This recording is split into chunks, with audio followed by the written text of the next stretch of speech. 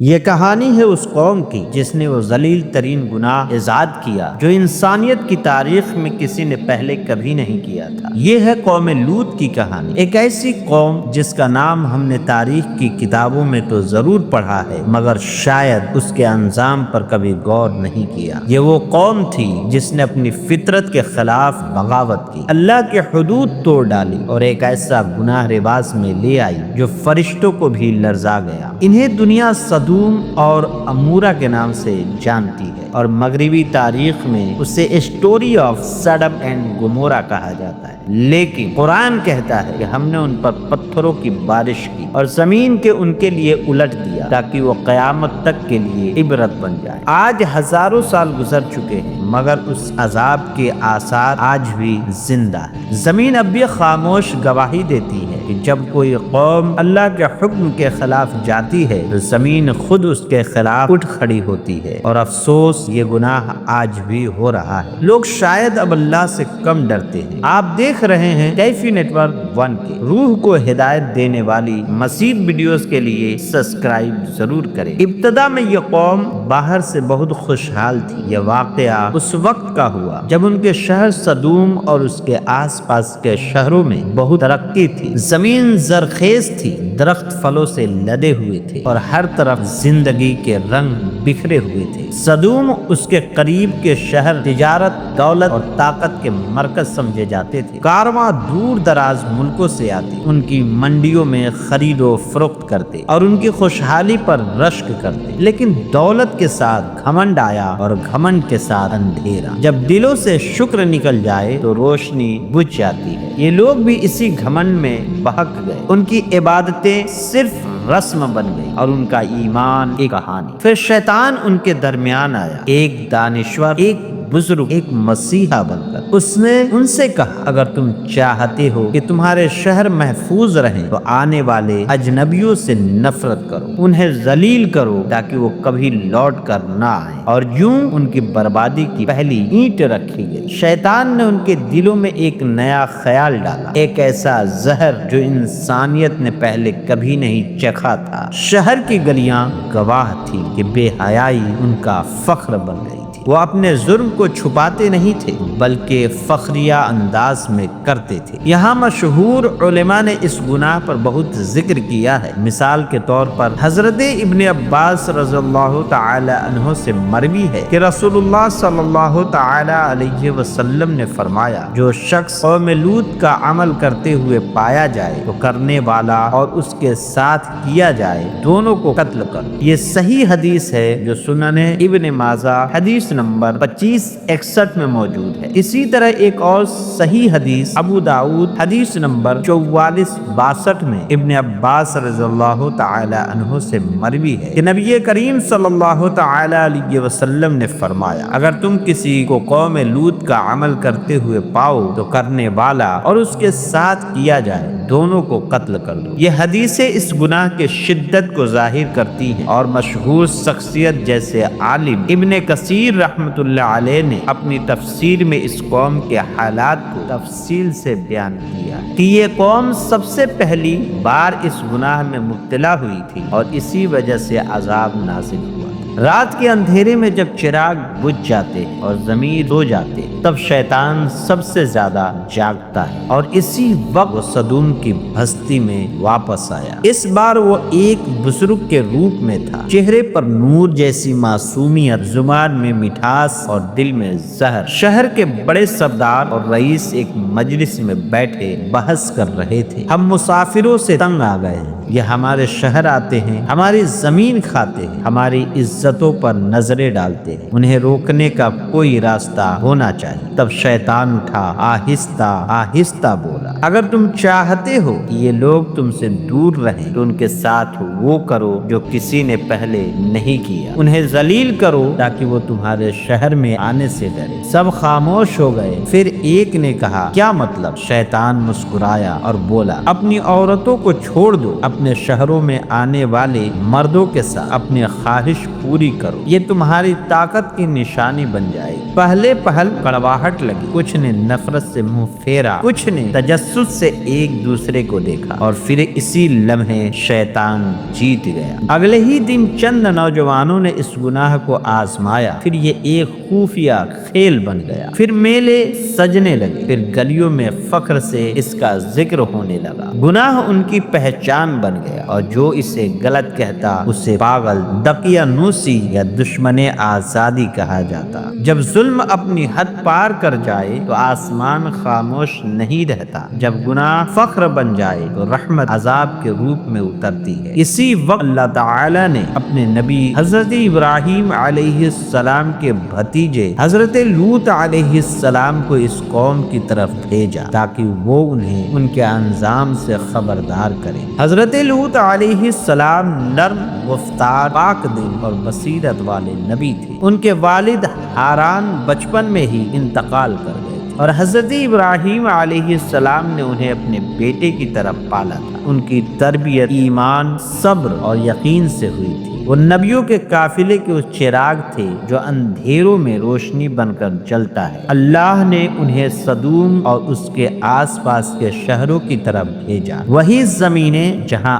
آج بر مردار کی مردہ لہریں ہیں۔ 1,00,000 سے زیادہ لوگ آباد تھے، وہاں کھیتیاں سرسبز تھیں، باغات مہک رہے تھے، مگر دل مردہ ہو چکے تھے۔ حضرت لوط علیہ السلام شہر میں داخل ہوئے، ان کے چہرے پر نور تھا، ان کے الفاظ میں نرمی تھی، اور ان کے دل میں ایک درد ان لوگوں کے لیے جو خود اپنی بربادی کی طرف جا رہے تھے۔ انہوں نے سب کو اکٹھا کیا اور فرمایا، اے میری قوم، تم اللہ سے کیوں نہیں ڈرتے؟ تم وہ فحش کر رہے ہو جو تم سے پہلے کسی نے نہیں کیا۔ کیا تم عورتوں کو چھوڑ کر مردوں کی طرف مائل ہو گئے ہو؟ کیا تم اپنی فطرت کے خلاف لڑنا چاہتے ہو؟ کیا تم نہیں دیکھتے کہ تم خود اپنے ہاتھوں سے اپنی قبر کھود رہے ہو؟ لیکن قوم نے ہنسی اڑائی، انہوں نے کہا، یہ بوڑھا ہمیں کیا سکھائے گا؟ یہ ہماری خوشیوں پر پابندی لگانے آیا ہے۔ کچھ نے پتھر اٹھائے، کچھ نے آوازیں کسی، اور کچھ نے کہا، اگر تو سچا ہے تو اپنے خدا کا عذاب لے آ۔ حضرت لوط علیہ السلام کی آنکھوں میں آنسو تھے۔ انہوں نے آسمان کی طرف دیکھا اور کہا، اے میرے رب، میں نے اپنی قوم کو حق پہنچا دیا، اب فیصلہ تیرے ہاتھ میں ہے۔ اور فرشتے عرش کے دروازوں پر انتظار کر رہے تھے۔ ان کے گھروں میں بدکاری چھپی نہیں تھی، اور ان کے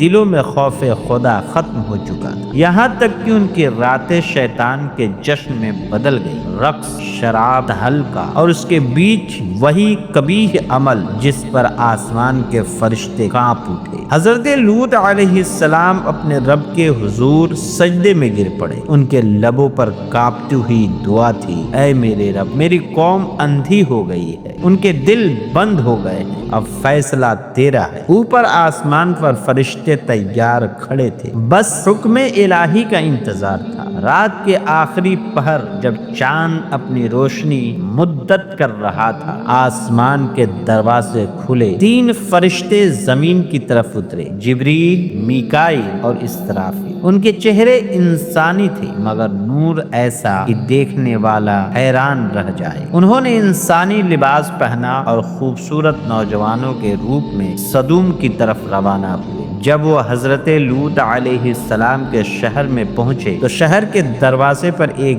بزرگ پہرا دے رہا تھا۔ اس نے ان نوجوانوں کو دیکھا اور حیرت سے بولا، ایسی صورتیں تو میں نے کبھی نہیں دیکھی۔ حضرت لوط علیہ السلام کو خبر ملی کہ کچھ مہمان شہر کے دروازے پر آئے ہیں۔ وہ باہر نکلے، ان کی آنکھیں ان نورانی چہروں پر پڑی اور وہ گھبرا گئے۔ ان کے دل نے کہا، یا اللہ، یہ قوم تو بدکار ہے، اگر انہیں مہمانوں کی خبر ہو گئی تو کیا ہوگا؟ انہوں نے آہستہ سے کہا، آؤ میرے ساتھ، میرا گھر تمہارے لیے بہتر ہے، یہ شہر محفوظ نہیں۔ فرشتے مسکرائے، مگر لوط علیہ السلام کا دل دھڑک رہا تھا۔ ان کی بیوی لیلا، جس نے دل سے ایمان نہیں لایا تھا، یہ منظر دیکھا اور شہر والوں کو خبر کر دی۔ بس پورا شہر جاگ اٹھا۔ بدکار مردوں کے گروہ شور مچاتے، ہنستے گاتے حضرت لوط کی گھر کی طرف دوڑے۔ دروازوں پر دھمک سنائی دی، آوازیں گونجی، اے لوط اپنے مہمان ہمارے حوالے کرو، ہم ان سے مزہ لینا چاہتے ہیں۔ حضرت لوط علیہ السلام نے دروازے کے باہر سے کہا، اے میری قوم، اللہ سے ڈرو، میرے مہمانوں کے بارے میں مجھے رسوا نہ کرو۔ اگر تمہیں خواہش پوری کرنی ہے تو میری قوم کی عورتیں تمہارے لیے ہیں۔ مگر ان کے الفاظ بے اثر تھے، وہ دیواروں پہ چڑھنے لگے، دروازے توڑنے لگے۔ فرشتوں نے کہا، اے لوط غم نہ کرو، ہم تمہارے رب کے بھیجے ہوئے ہیں، یہ لوگ آج تمہیں نقصان نہیں پہنچا سکتے۔ جبریل علیہ السلام نے دروازہ کھولا، اپنے بازو کا ایک سرا اٹھایا اور صرف ایک جھونکا دیا۔ وہ جھونکا بجلی کی کوڑ جیسا تھا۔ اچانک سب کی آنکھوں سے روشنی چھن گئی، وہ چیختے ہوئے پیچھے ہٹے، آنکھیں رگڑتے گر پڑے۔ اب وہ اندھے ہو چکے تھے اور بستی پر خاموشی چھا گئی۔ فرشتوں نے کہا، اب رات باقی ہے، تم اپنے اہل خانہ کو لے کر نکل جاؤ، تمہاری بیوی پیچھے نہ دیکھے ورنہ وہ بھی اسی عذاب میں مبتلا ہو جائے گی۔ حضرت لوط علیہ السلام کے قدم لڑکھڑا رہے تھے، مگر ایمان ان کے راستے کا چراغ تھا۔ وہ اپنے گھر والوں کو لے کر شہر سے نکل پڑے۔ رات کی آخری سانس تھی، ہوا میں عجیب سی خاموشی تھی، جیسے کائنات سانس رو کر کچھ دیکھنے والی ہو۔ حضرت لوط علیہ السلام اپنے اہل خانہ کے ساتھ بستی سے نکل چکے تھے۔ ان کی بیوی کو پیچھے نہ دیکھنے کی تاکید کی گئی تھی، مگر ایمان کے بغیر دل حکم خدا پر قائم نہیں رہتا۔ بستی کے اندر بدکار لوگ ابھی بھی دروازوں سے ٹکرا رہے تھے، ہنس رہے تھے، لوط کو للکار رہے تھے۔ ان کے دلوں میں خوف کی رمق بھی باقی نہیں تھی۔ اسی لمحے آسمان پر بادل جمع ہونے لگے، بادل نہیں بلکہ غضب کے لشکر تھے۔ فرشتوں نے اپنے پر پھیلائے، پھر ایک ایسی آواز گونجی جس سے پہاڑ لرز اٹھے، زمین کانپی۔ جبریل علیہ السلام نے اپنے پر کا ایک کنارہ زمین پر مارا اور پوری بستی اپنی بنیادوں سمیت پلٹ گئی۔ زمین اوپر، آسمان نیچے، گھر، درخت، محلات سب ہوا میں اڑ گئے۔ کہتے ہیں جب بستی اوپر اٹھی تو آسمان والوں نے کتوں کے بھونکنے اور مرغوں کی بانگ سن لی۔ پھر جبریل نے بستی کو الٹا کر کے زمین پر دے مارا، ایک دھماکہ ہوا، وادی ہل اٹھی اور پھر آسمان سے آگ برسی۔ وہ پتھر تھے، ہر پتھر ایک نام لکھا تھا، جس کے لیے مقدر تھا وہ بچ نہ سکا۔ پتھر سروں پر گرے، جسم ٹوٹے، روحیں زمین کے نیچے دفن ہو گئی۔ ان کی چیخیں ہواؤں میں تحلیل ہو گئی اور وہ زمین جس پر وہ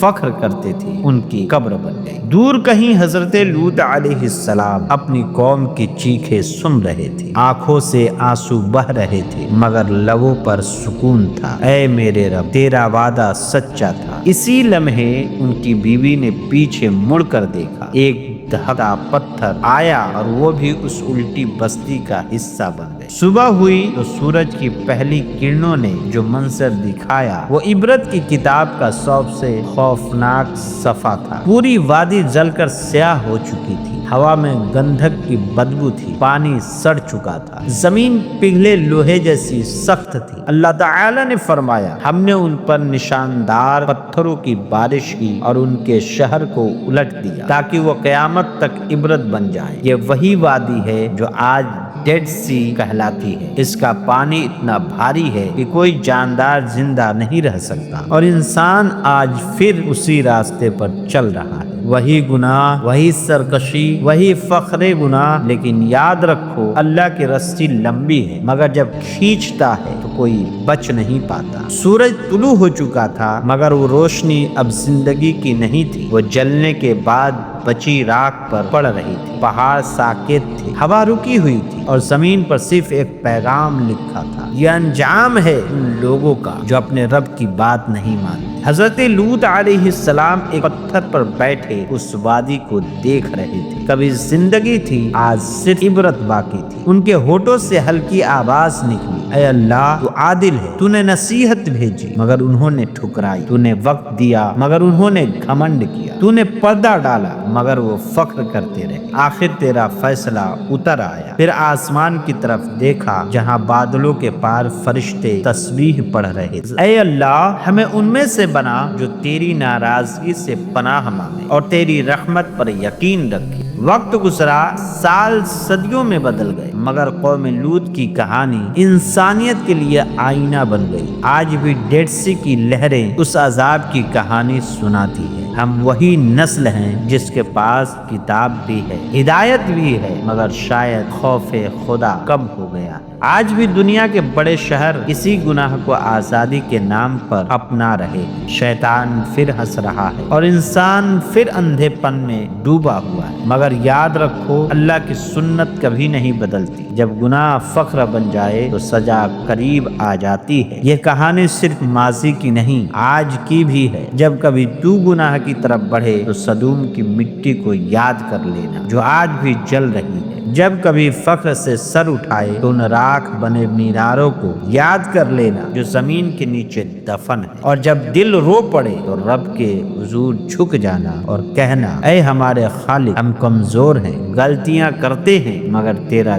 در ہی وہ جگہ ہے جہاں ہم لوٹ سکتے ہیں۔ ہمیں ہدایت دے، گناہوں سے بچا اور ہمیں ان میں شامل کر جن پر تیرا رحم نازل ہوتا ہے۔ اے اللہ، ہمیں ان قوموں جیسا نہ بنا جو تیری نشانیوں کے باوجود انکار کرتی رہی۔ ہمارے دل نرم کر دے، نگاہیں پاک کر دے اور اس دن کی شرمندگی سے بچا لے جب زمین گواہی دے گی اور آسمان گرج اٹھے گا۔ امید ہے یہ ویڈیو آپ کو پسند آئی ہوگی۔ اس پیغام کو آگے شیئر کیجیے، ویڈیو کو لائک کریں اور ہمارے چینل کو سبسکرائب کر کے اس مشن کا حصہ بنیں۔ السلام علیکم ورحمۃ اللہ وبرکاتہ۔